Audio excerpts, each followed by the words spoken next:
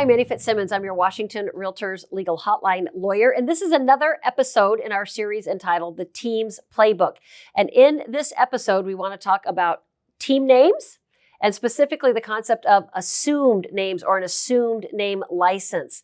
And so once again, I'm grateful to be joined by Charlie Floberg and Jen Hawkins. Jen, we'll let you go first this time. Okay. Hi there. I'm Jen Hawkins with Hawkins-Poe, and I am a team lead for a team that's been around for about 15 years, and I'm also a branch manager.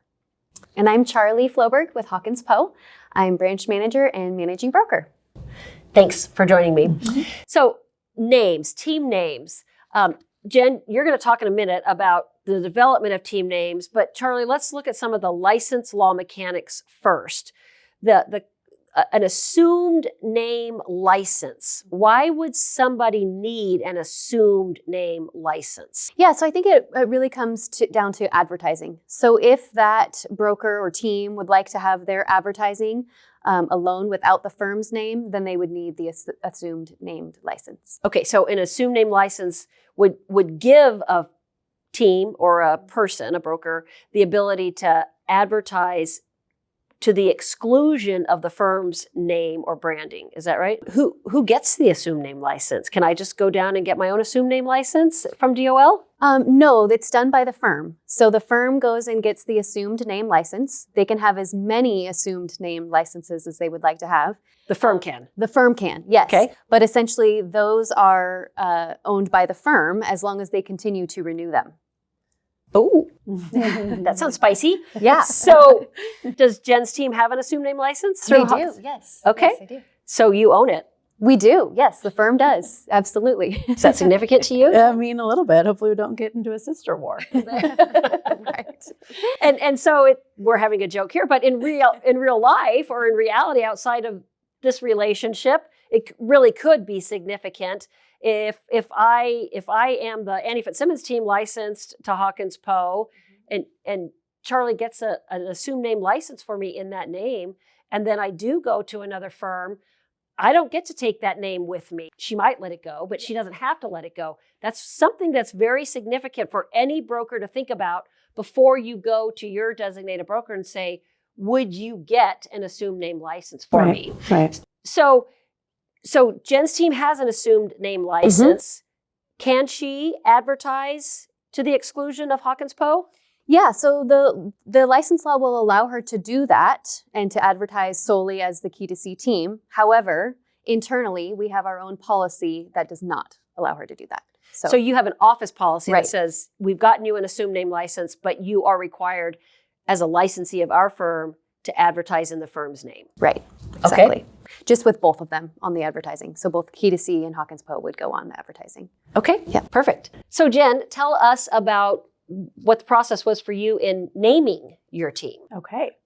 I thought long and hard, and I decided that my team name is Key2C team, Key2C LLC. And the importance of that for me was I had no idea when I was developing this team where it was going to go. And so in the event that I ever wanted to step back or go in a different direction, I wanted the brokers that I was building up in the team and underneath me in the team to be able to run with it independently without me at the helm. Did you have to be aware of any license law requirements when you were picking your name? Yes, of course. Yes.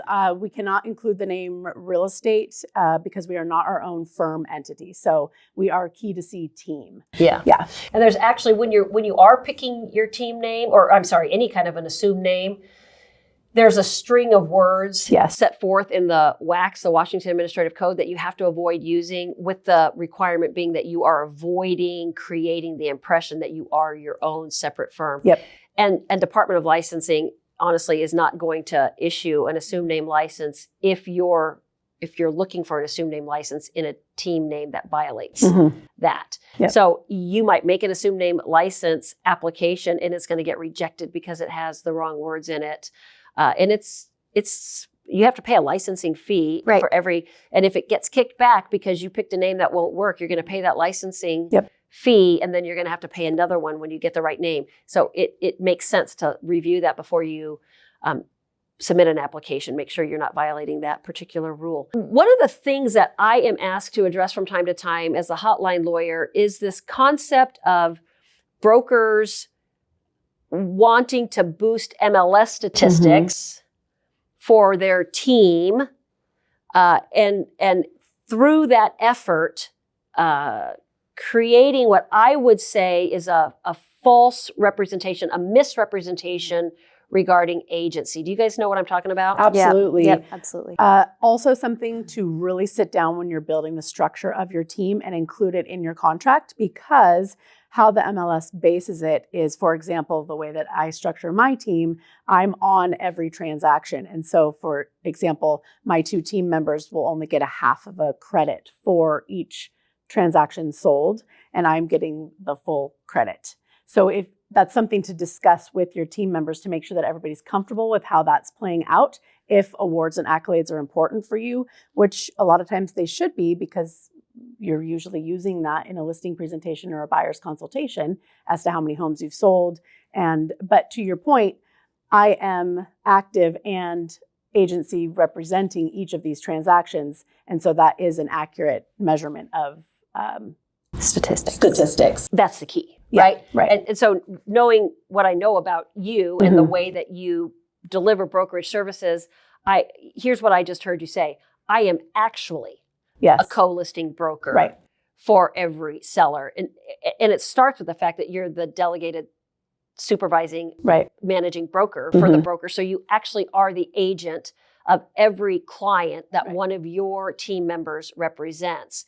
So it's a little easier to understand in your example that where I hear scenarios that make me go, oh, that causes concern, is where there is maybe not that delegated supervisory authority, and one broker is not actually hands-on with a consumer, but requires that their name be on every single purchase and sale agreement. Just for the statistic. And there's no agency relationship there. So you're going to be violating advertising rules because you are exaggerating your team's statistics. You're also going to be misrepresenting the agency relationship in that individual transaction.